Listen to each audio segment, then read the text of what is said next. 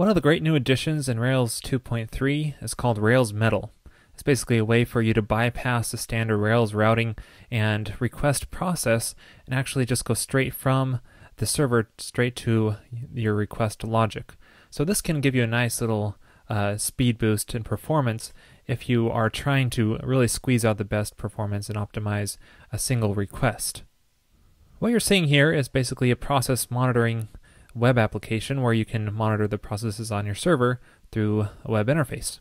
It's basically just automatically updating the process list through an AJAX call every few seconds. So this seems like a good candidate to optimize the performance through Rails Metal because it's a very simple request and it happens very frequently. So here's what the code currently looks like. This is the index page which you were looking at there. Basically I just have a pre-tag with the ID of processes, and this is where the processes get displayed and automatically updated. And this is that periodically call remote method, which will add some JavaScript code to trigger an AJAX request every 3 seconds. And it triggers this processes list action every 3 seconds, which just returns a list of processes and it updates that processes ID element here. And we could take a look at the controller. So this is our processes controller. We have that index action, and the list action is where the processes are displayed. So we just render out some text of the PS command. So we just run that and render the output as text, which gets updated in that element on the index page.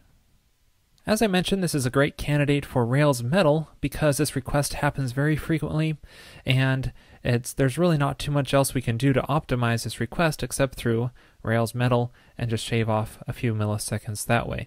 So to generate a metal, just run script generate metal. Make sure you're running Rails 2.3 or else you won't have this generator script, and then just supply a name. So processes list, and notice this makes a metal directory under app, and it adds the file into there. And here's what that generated metal file looks like. The first line here is just loading the Rails environment if it hasn't been loaded already. And then this other rest of this part is a class. And if you've ever dealt with a rack application before, this should look very familiar because the way rack is defined is you have a method called call, and this just takes a hash of environment variables. And then this is used to handle the processor request, and then what's returned is expected to be an array of 3 variables. The first one being the number or the actual HTTP status code. The second one here is a hash of header options that should be returned, and the third one here is the actual body content. So 3 elements are always returned in a rack application to define what's returned to the user. So this is basically a rack application in its own, and it's going to bypass the Rails routing and request process entirely. This request isn't even going to be logged inside of your log file because it bypasses that as well. This is very low level compared to the standard Rails routing process, but the reason is because this is going to be a little bit better in performance and not have to go through that entire Rails routing process. So as you can see here, if the URL matches the process list, then we're just going to return a body hello world content. If not, it's going to return a 404 standard not found error. And this is very important in a metal application because Rails will see this and actually take over from there and process the request on its own. So it first goes through this metal part of the application, and then if this doesn't handle the request, it's going to go through the standard Rails handling and routing process. Now, whenever you make a change to the metal file to have that change take place, you'll need to restart your server. Even though we are working in development environment here, the changes don't automatically be picked up by Rails reloading the files and so on. I'm not entirely sure why this might change in the future. Hopefully, in the final release of Rails 2.3, this will automatically be detected whenever you change the files. But here, we're going to have to reload the server every time in the Rails 2.3 release candidate whenever we change a metal file.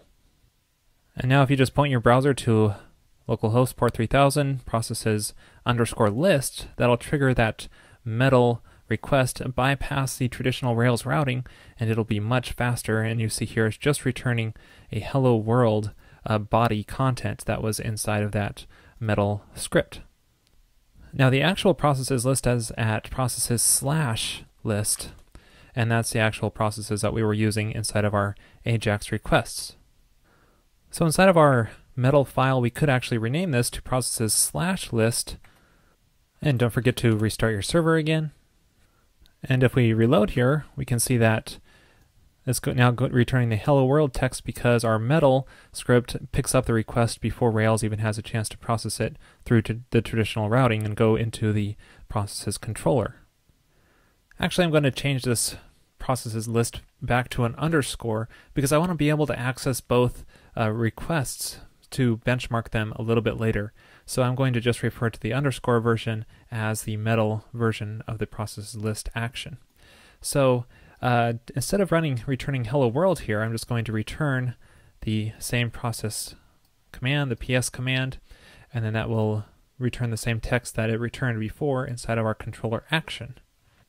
And then inside of our index view, we want to reference that processes underscore list URL so that it does the metal requests and not the traditional controller one. So if we point our browser to the local host again, we get our processes list page, and then it should return a list of processes, and this is now going through metal instead of the routing inside of Rails and going to the processes controller.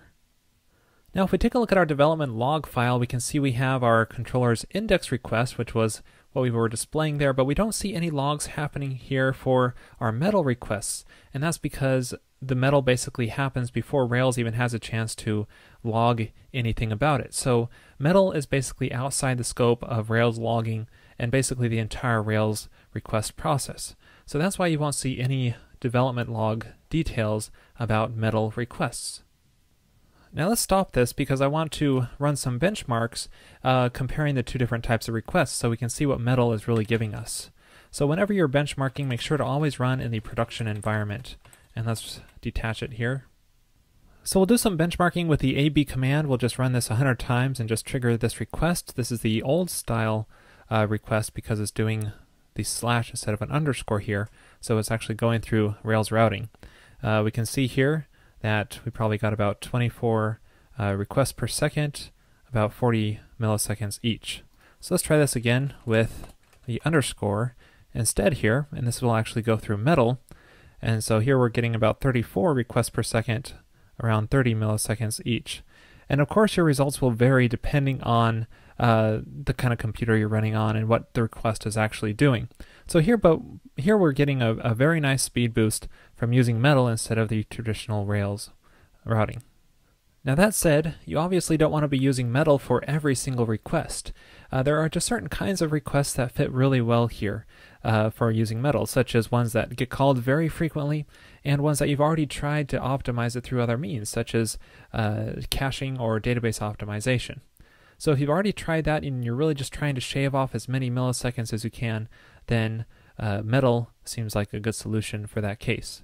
And don't forget to do benchmarking and be careful of falling into the trap of pre-optimization. If you aren't sure if you need to use metal or not, just go with a traditional Rails request and then watch your performance and make sure, and you can always move it to a metal request if you need to. So that wraps up this episode on using metal to speed up some requests. I hope you found it helpful. And this is actually episode number 150, the big 150. Now, unfortunately, I've been too busy to plan a contest or anything fun like that, so you'll have to wait till the next 50 episodes come by and we get to 200. I'll make sure to do something big for that one.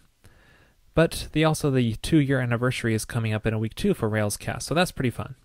So I hope to see you next week, and I plan to do the next episode on Rack middleware, which is very fun.